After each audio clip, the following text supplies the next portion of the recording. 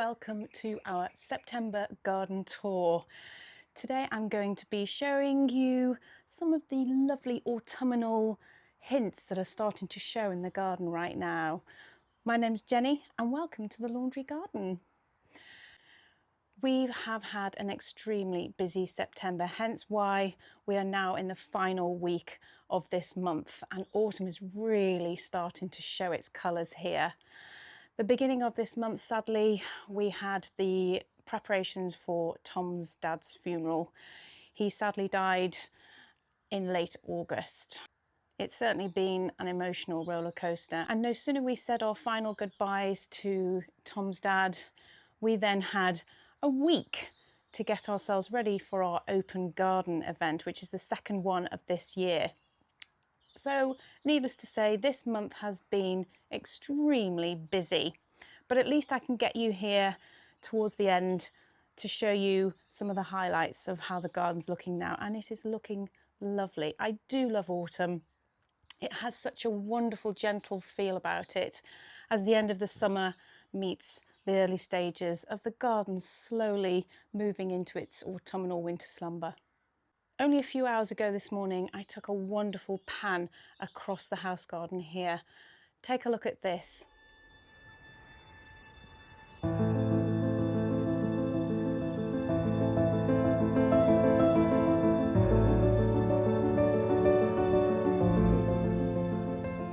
Wasn't the light glorious this morning? The hints it brought out in some of the trees here was just magnificent.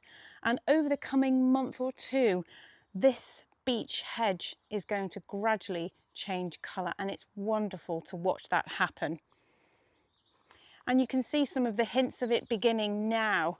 And I'll take you down here just to give you a little feel of how it's going to change. And soon it'll go a very rich colour and then change into its autumn coat, where it'll stay like that right up until spring. My darling Tom is filming. Thank you, darling. And we have got wonderful sunshine today, which makes a big difference here. Now we're going to come round into the house garden and see some of the changes in here as well, including this peony Molokowitzii.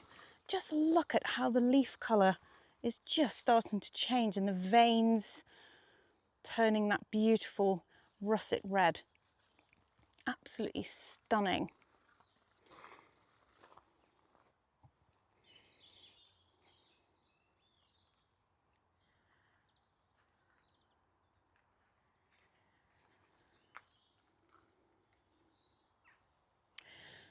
One of the first trees to lose its leaves in the whole garden is this one, and that is because it's getting older, and it also has the first blossom of the entire garden. This is an ornamental plum. Now we're going to be making a few changes in this section of the garden in due course, maybe adding a few more roses and a few more things in this area here to bring a little bit more of an autumnal feel and later show to the garden. But otherwise, it is a predominantly early summer display throughout here. But we do have this beautiful sedum. This is sedum matrona, and it has slightly collapsed, but it's still showing off its beautiful flower colour here. The roses are finished, but we've got these lovely hips on this Gertrude Jekyll, which are really pretty. And again, the peonies, they are certainly a showstopper through parts of the garden with their lovely autumnal colours.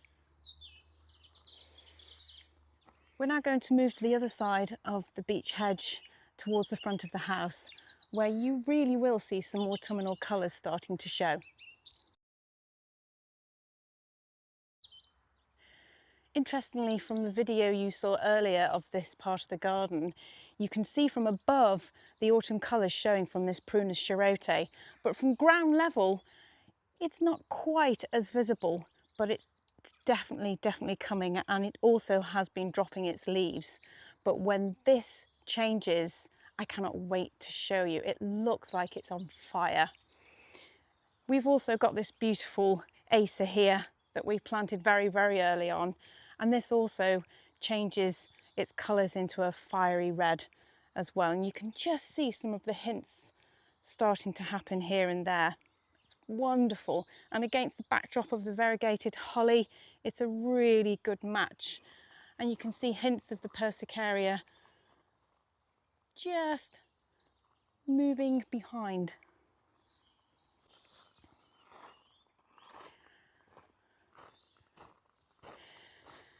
These acidanthras are still going a little bit. I deliberately planted these later so that I would have a later show. Not all of them have flowered as I hoped, but they're always a delight to see when they do show off their gorgeous display.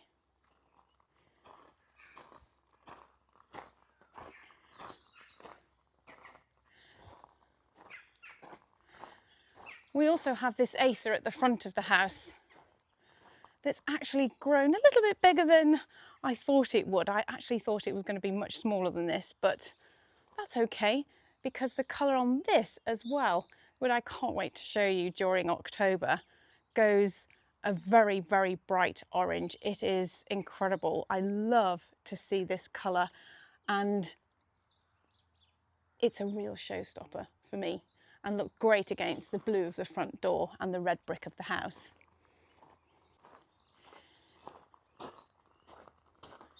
The Coringa Shoma palmata is just starting to go over now, but we can still see some of these beautiful butter orange flowers hanging on in there with its beautiful dark stems and unusual shaped leaves as well. This always draws the attention to people when they come and visit our garden on our open day.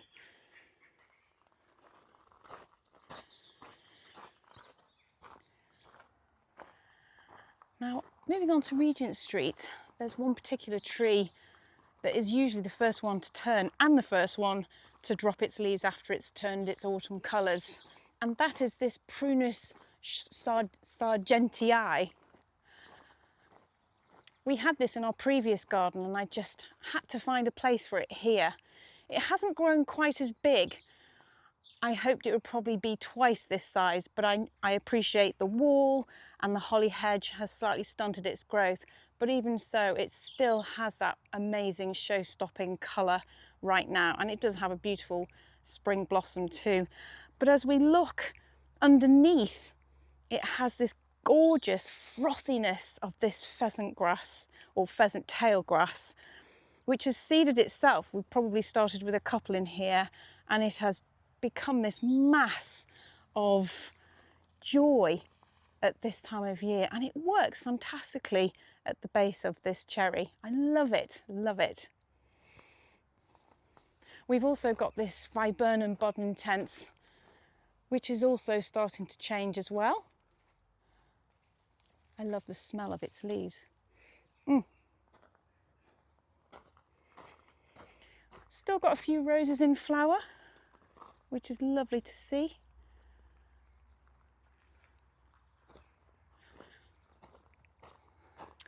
And as we move towards the hall garden at the back, there's another tree that we planted probably about 7 years ago, and that is this one. And it goes through this amazing gradual change after change after change. And this is the liquid amber. It's trebled in size since we planted it here. It has this gorgeous gnarled bark to it. But for me, the reason I planted it was for its autumn colour. Again, its slow transition is a joy to watch. So we're going into its early stages now, and then the leaves will certainly go much deeper than this, and then it turns into this glow of orange later on in October. It is incredible.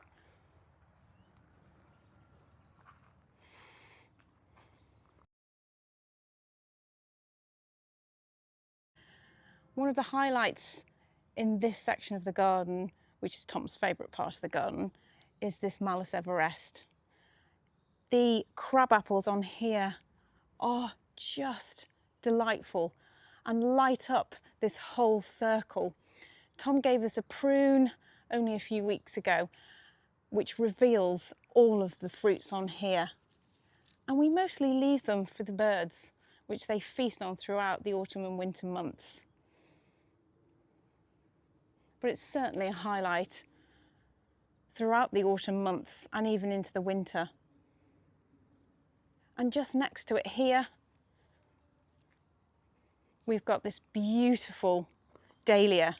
I had this in the garden last year and it didn't work as a cut flower, but I thought this would work great in a pot, which would add a vibrancy, and with the dark leaf colour, and it flowers its socks off. It just keeps on going right up until the first frosts and works perfectly here. The catalpa is just starting to go over now, but soon replaced by the autumn colour of this copper beech, which again is magnificent as a backdrop to all of this. Roses are still going slightly. This is Gabriel Oak. Amazingly still producing buds as well. We're going to head on to the Dragon Garden and then on to the Lime Avenue.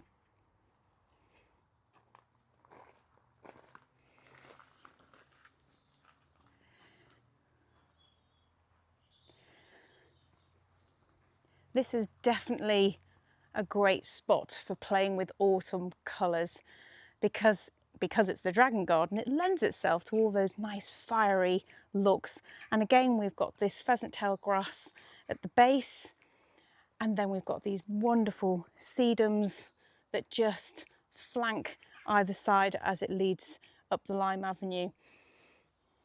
These heleniums have been wonderful. They've given a great display here, and also the Persicaria red dragon.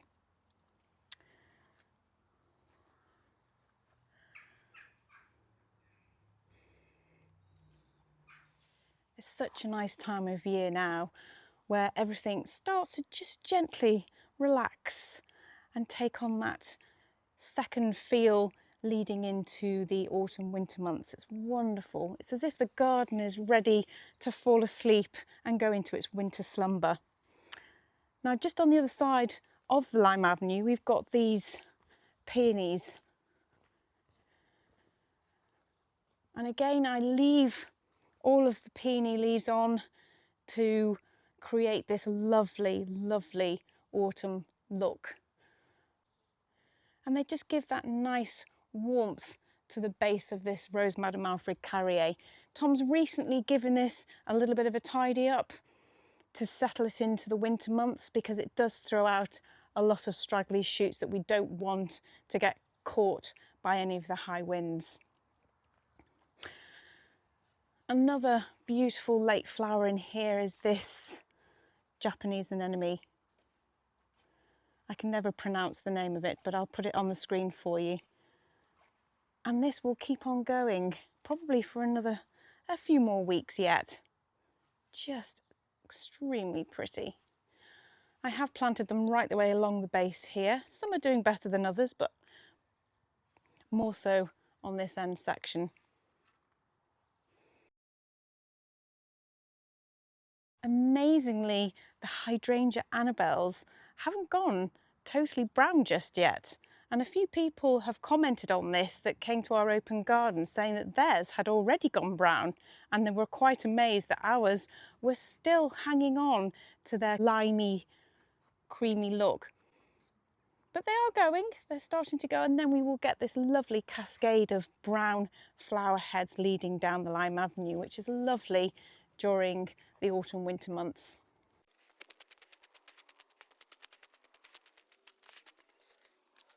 The fig production this year has been the best ever we have had. Over one weekend we probably picked about 70 figs, which was incredible. And also, take a look at these now. These, oh, I can hear it tapping. I think there's a bird up there. Oh, I don't think we'll be able to see it. But check out these kiwis. Aren't they amazing? I'm not sure they'll get much bigger this, and I think if I'd thin them out a little bit, they may have become a little bit bigger, but aren't they incredible? Right, let's head inside.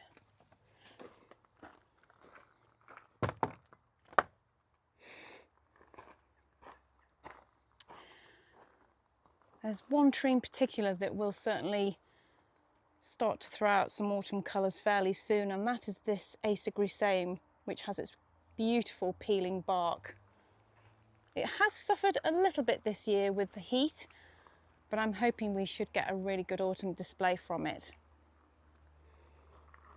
The asters here, although they have suffered with some of this mildew, they're still flowering now. No matter how many times I keep thinning this out, they still keep coming back, and I do love them, but they do have to be contained in this area. We inherited these from a lady up the road called Maggie, who was digging up her blue border, and these came with it. And I'm kind of glad we've contained them in this area where they can really show their colours off at this time of year. And the bees love them as well. The pots are still going strong. Salvias have really performed well this year, and I think I'd probably go for the same feel next year, maybe put more salvias in and have a little bit more of a play. Running right the way down this left-hand side underneath the Portuguese laurels, again we've got lots and lots of peonies. This one actually is going a little bit more of a paler colour, but it is starting to turn here and there, which is lovely.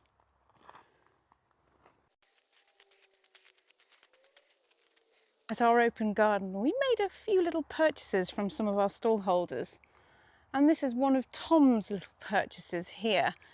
We've just put it here for now, still haven't fully decided where its ultimate home will be, but it looks okay. Tom has a thing with dragons, you might start to notice.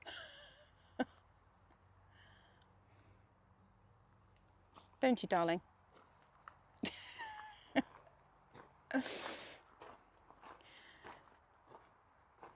This border is slowly coming into its autumn feel with its gorgeous Persicaria red dragon. They certainly come into their own at this time of year, and you can really start to see the highlights of their stems against their leaves, and it is a showstopper. Now we have three taking the eye further down.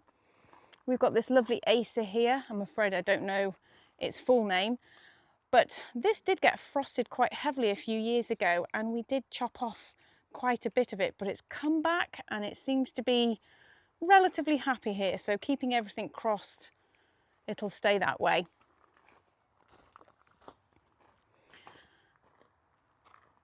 Rose is still going.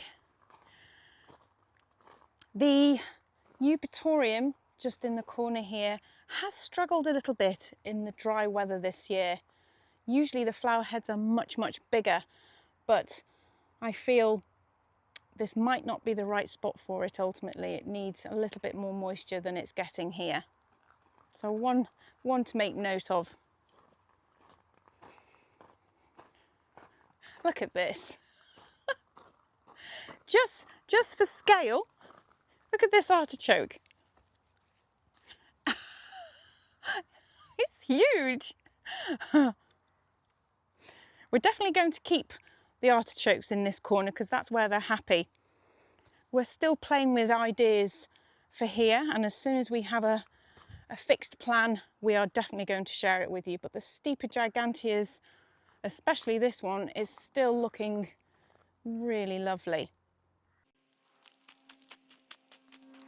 Over the coming weeks, we are going to be making a lot more plans for these beds here.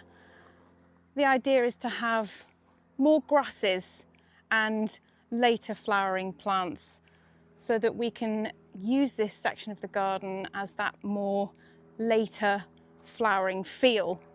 Definitely with some earlier things, but I think it's nice to have a section of the garden that will really show off its colours and a bit more height during the autumnal, late summer, autumnal, and then leading up into the spring when we can cut back a lot of the grasses in here. So we're still coming up with a formula and a plan, and we're going to go and visit some gardens to pick up some inspiration and maybe some plants as well. But I've cut back the iris stems and we're going to be moving those throughout these beds to lead the eye through.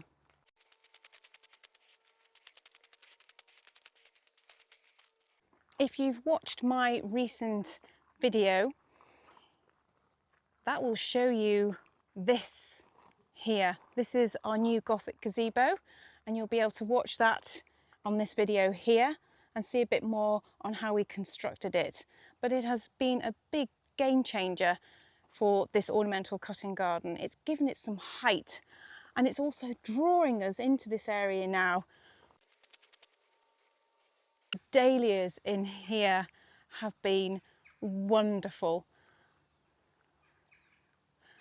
They are going crazy at the moment. We did have a little bit of a frost earlier this week, and it didn't seem to affect this run of dahlias, but it did on the dahlias in the central part of the garden, which goes to show there are certain frost pockets around the garden in here, but luckily they seem to fare well at the moment, so we might hang on to these for a little bit longer.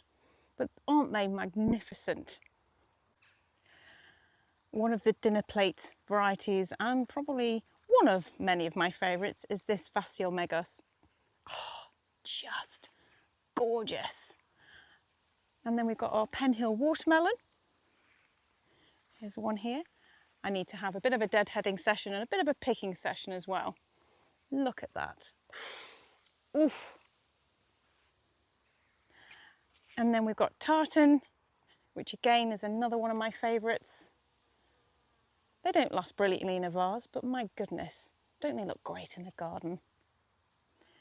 A lot going to seed now, and I've ordered some more scabious for in here. And we're going to be making a few little amendments here and there, but this will always be in a slight state of flux in here. It's just a playful area where I can just try out different plants and seeds. But the Floret Bee's Choice are looking wonderful now. We've also had another little purchase from our open garden, and that is this sweet little bench here. A focal point, always important, but isn't it sweet? I love it. Just draws the eye to this area, so I can picture roses coming above, we've got some nice runs along here of these delphiniums. So, the summer months, it will be abundant, especially with some roses climbing up the gazebo.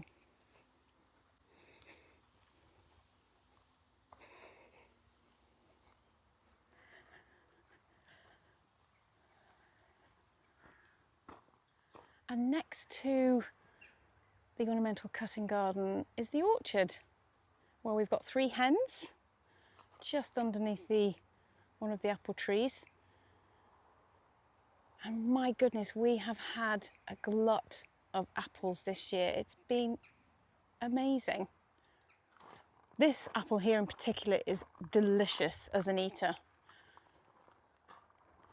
So I can be grating some of that into an overnight birch muesli, amongst other things. Apple a day, as they say.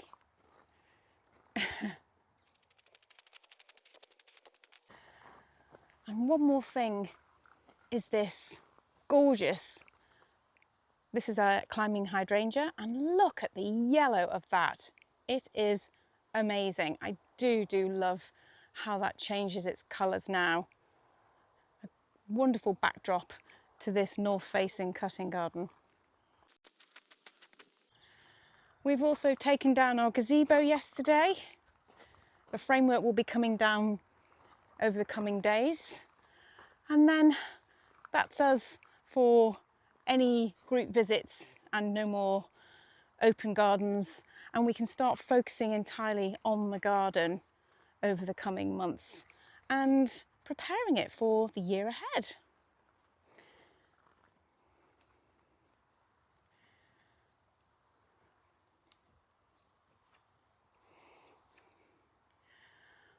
Well, I hope you've enjoyed that little tour of the garden this month, and I can't wait to show you how it's all going to look in October.